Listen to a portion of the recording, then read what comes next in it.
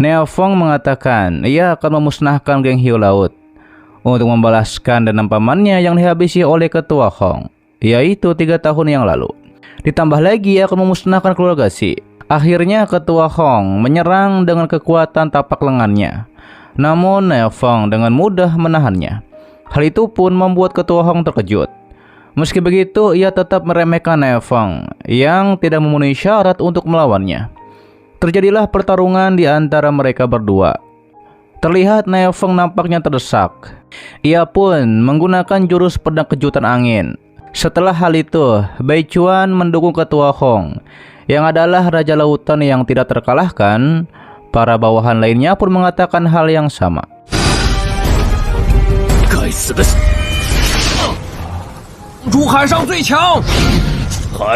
Ditambah lagi Neofeng nampaknya sudah kelelahan, hingga akhirnya Neofeng akan mengeluarkan kekuatan teknik pedang api matahari sejati. Setelah menerima serangan pedang Neofeng, ketua Hong mengetahui bahwa Neofeng menguasai teknik bela diri transcenden. Padahal Neofeng baru saja di ranah perubahan darah. Ditambah lagi keluarga ini bukanlah keluarga transcenden, sedangkan Neofeng bergumam bahwa ia telah lama menguasai metode ini karena metode ini berasal dari api matahari sejati.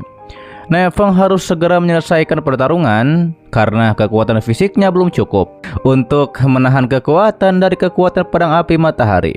Hingga pada akhirnya Neofeng berhasil menghabisi ketua Hong dengan beberapa tebasan dari pedang api matahari. Hal itu pun membuat para bawahannya terkejut bahwa ketua Hong dihabisi oleh Neofeng yang hanya di ranah perubahan darah. Lalu terlihat Bai Chuan pun melarikan diri, namun pada akhirnya ia terkena tebasan pedang Neofeng.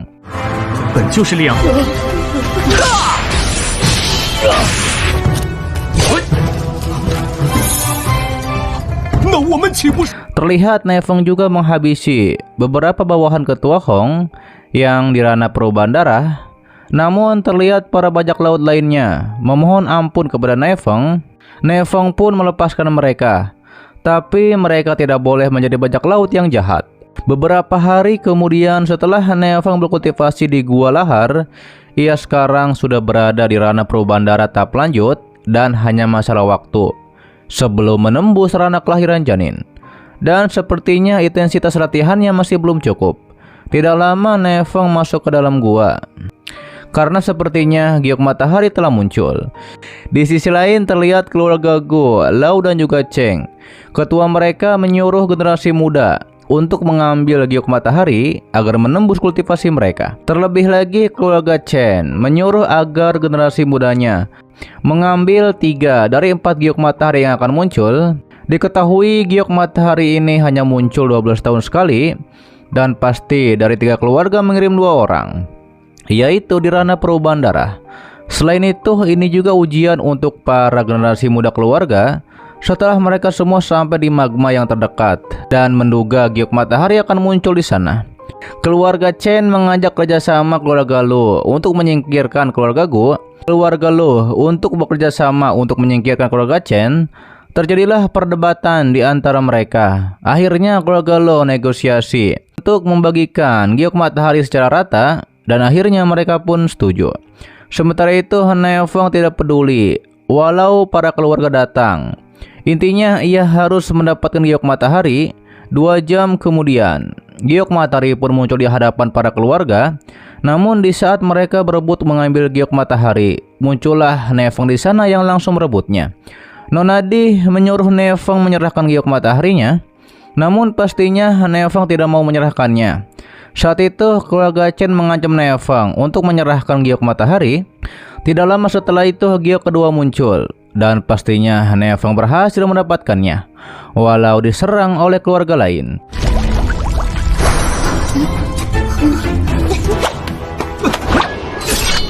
Awalnya keluarga Chen akan mengambil giok matahari, akan tetapi mereka membiarkan Neofeng mendapatkannya dan baru akan merampoknya setelahnya. Setelah Neofeng mendapatkan semuanya, keluarga Chen menyerang untuk mendapatkan giok matahari, tapi pastinya Neofeng dengan mudah mengalahkan mereka berdua hanya dengan sarung pedangnya saja. Melihat hal itu, keluarga Lu dan Gu terkesan dengan kekuatan Nefeng yang sangat hebat. Walau Nefeng masih muda, karena tidak ada kesempatan untuk merebutnya dari Nefeng, mereka pun langsung pergi. Namun Nona Di diberikan satu giok matahari. Nona Di juga menjawab pertanyaan Nefeng. Yang datang hanyalah senior puncak aliran janin, yaitu senior Cheng Baijun. Nona Di menyuruh Nefeng memberikan diri saja agar bebas dari serangan senior Cheng Baijun. Namun Nefeng akan tetap di sini, yaitu untuk menembus ranah kelahiran janin. Mengetahui Nefeng tidak takut sama sekali dengan senior Cheng Baijun, akhirnya dua keluarga tetap di sini untuk melihat pertarungan Nefeng. Sementara itu, di luar, dua keluarga Chen yang habis dipukuli oleh Nefeng melapor kepada senior Cheng Baijun tentang apa yang terjadi kepada mereka, yang pada akhirnya senior Jun akan pergi ke dalam. Setelah ada di dalam, senior Jun memperkenalkan dirinya. Ditambah lagi nenek dari keluarga Lo ingin mengetahui latar belakang dari Nefeng. Terlihat tetua Gu mengajak Nefeng bernegosiasi, namun Nefeng tidak mau, dikarenakan senior Jun menginginkan batu giok matahari ini. Hingga akhirnya terjadilah pertarungan di antara Nefeng dan senior Jun, tapi pastinya dengan teknik bela diri transcendent. Nefeng berhasil mengalahkan senior Jun. Hal itu pun langsung membawa senior Jun dan dua pemudanya pergi dari sana.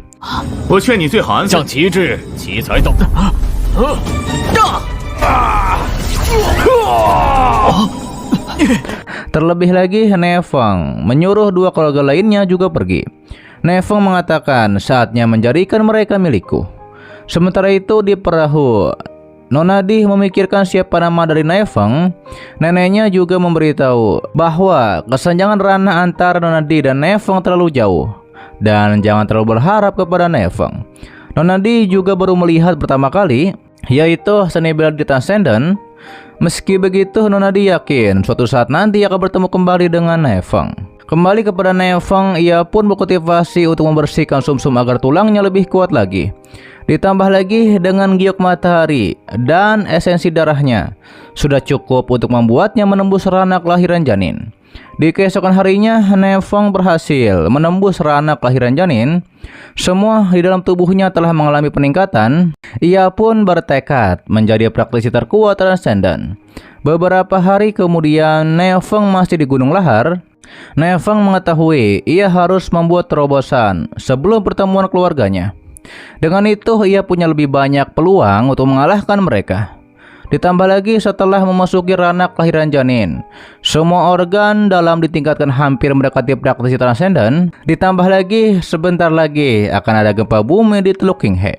Lalu muncullah nadi esensi roh yang diperebutkan para keluarga. Nefeng bertekad akan mendapatkan batu esensi itu untuk membuatnya menjadi praktisi transcendent.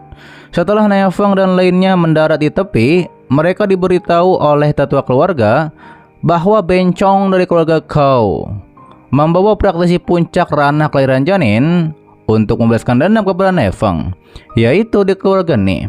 Ditambah lagi bencong itu tinggal di keluarga Ni untuk menunggu Nefeng. Ditambah lagi sampai membuat ayah Nefeng terluka oleh praktisi yang dibawanya.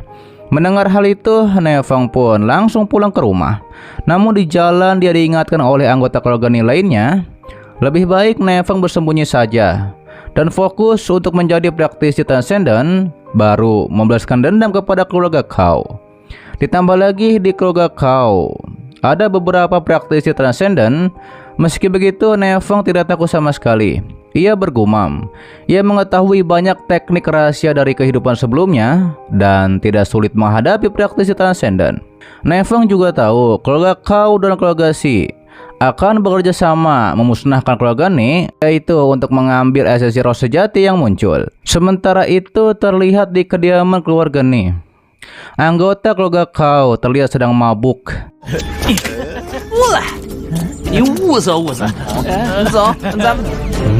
Kembali kepada Nefeng, ia mendengar suara di alun-alun dan ternyata itu adalah bencong. Terlihat semua wanita di keluarga Ni bersembunyi di rumah mereka masing-masing. Tidak lama setelah hal itu, Nefeng muncul. Ia mengingatkan agar bencong tidak kembali ke Teluk King He Mendengar hal tersebut, justru Bencong itu mengancam akan menghancurkan keluarga Ne. Bahkan anggota keluarga Kau lainnya menyuruh Nefeng berlutut kepada Tuan Muda Bencong, tapi dengan sangat mudah Nefeng menyakiti Tuan Muda Bencong dengan beranak kelahiran janin. Mengetahui hal tersebut, mereka pun melarikan diri. Mengetahui Nefeng diranak kelahiran janin, mereka pun melarikan diri. Begitu mengetahui Nefeng diranak kelahiran janin, hingga akhirnya tetua dari keluarga Kau muncul, yaitu Paman Hongyu. Namun Nefeng membuat kaki Tuan Muda Bencong tidak bisa berdiri lagi. Hal itu pun disaksikan oleh banyak orang. Ditambah lagi anggota keluarga Ni menganggap ini semuanya akan berakhir. Ternyata Hongyu inilah yang menyakiti ayah Nefeng. Terlihat anggota keluarga Ni lainnya terkejut. Nefeng ada di ranah menengah puncak kelahiran janin. Ditambah lagi Nefeng hanya 2 bulan berangkat ke laut. Hongyu bertekad harus menyingkirkan Nefeng, dikarenakan Nefeng pasti akan menjadi ancaman besar bagi keluarga Kau. Hongyu menyombongkan dirinya bahwa ia bisa mengalahkan Nefeng, yaitu dengan 3 gerakan. Hingga akhirnya terjadilah pertarungan di antara mereka berdua. Namun Nefeng berhasil menghalau serangan Hongyu. Ketua Hongyu juga heran mengapa nafas batin Nefeng bisa begitu kuat. Dia pun menduga Nefeng berlatih seni bela diri Transcendent. Terjadilah kembali pertarungan di antara mereka berdua. Terlihat Hongyu kewalahan dengan serangan tajam dari Nefeng.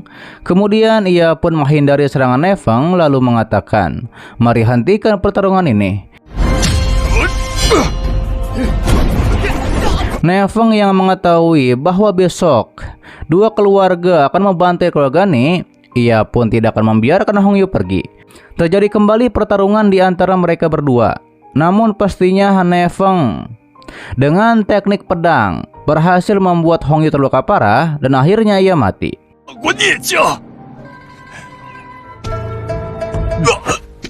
Setelah hal itu, Nefeng juga akan menghabisi Bencong. Terlihat Bencong memohon ampun kepada Nefeng. Ia juga berjanji tidak akan kembali lagi ke Teluk Qinghe. Namun pada akhirnya Nefeng menghancurkan kultivasi Bencong dan juga Hongyu. Kemudian ayah Nefeng datang. Dia sangat bangga terhadap anaknya yang baru berusia 17 tahun, tapi sudah menjadi praktisi yang kuat. Ditambah lagi dengan adanya Nefeng, maka keluarga Ni akan menjadi keluarga Transcendent. Meski begitu, mereka harus bersembunyi dulu untuk menghindari keluarga Si dan keluarga Kau yang bekerja sama untuk membantai keluarga Ni. Nefeng menegaskan tidak harus pergi ke laut karena dengan adanya dirinya tidak ada ancaman dari 2 keluarga. Namun saat itu para anggota keluarga Ni meragukan kemampuan Nefeng yang bisa bersaing dengan kekuatan keluarga Transcendent.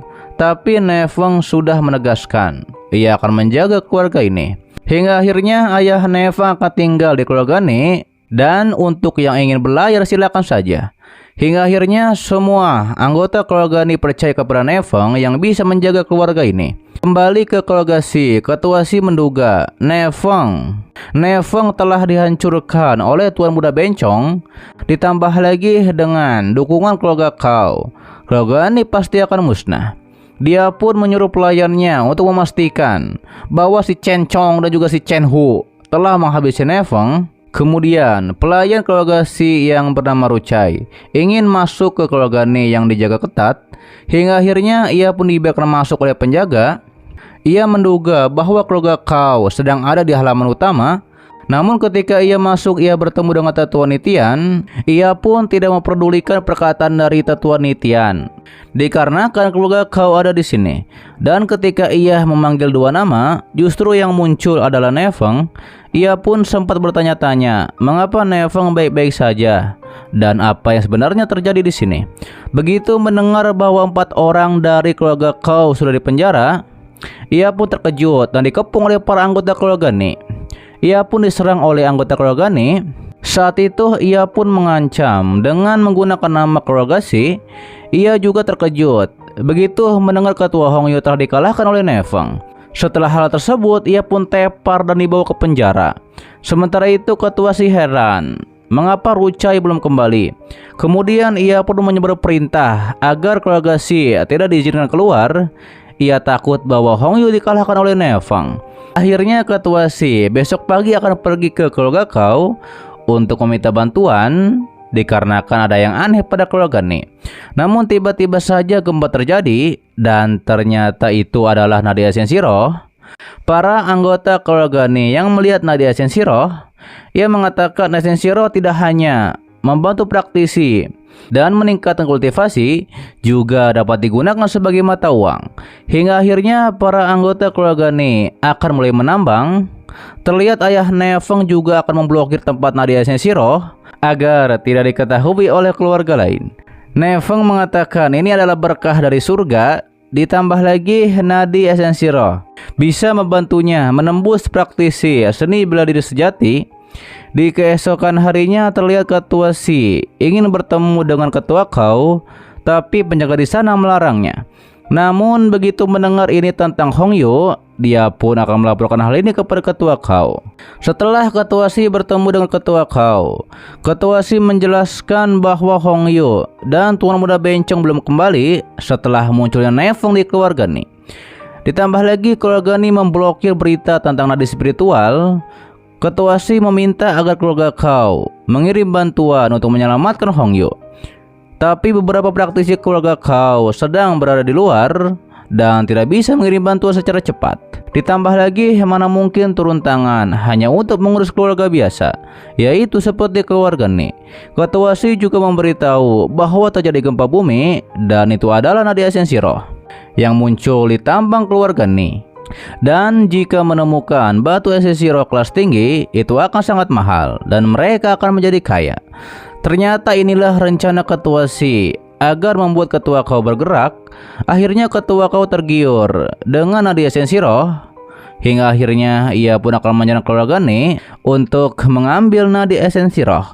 Akhirnya ketua Kau akan mengirim surat untuk mengundang para praktisi transenden pergi ke keluarga Ni.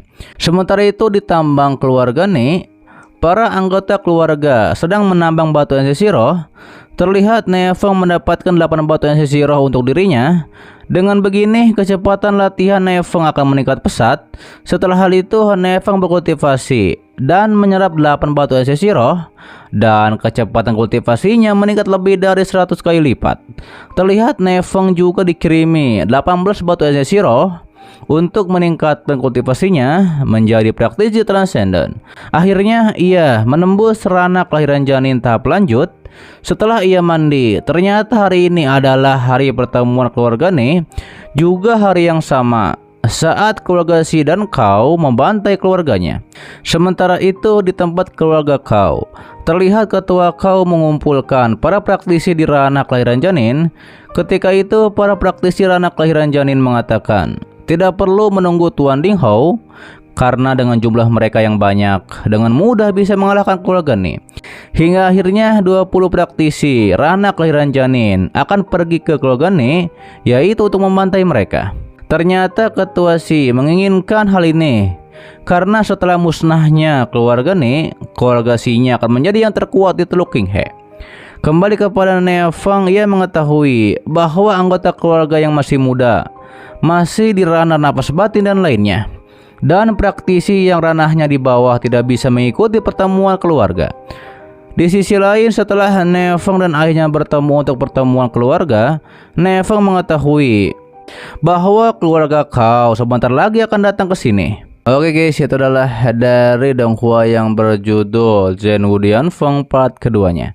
Untuk part selanjutnya akan di-update spotnya, oke? Dan terima kasih buat kalian yang menonton sampai detik ini dan selalu mensupport channel admin. Sehat-sehat buat kalian semua dan jangan lupa di subscribe agar kalian tidak ketinggalan setiap notif berikutnya. Loncengnya juga dipencet, oke?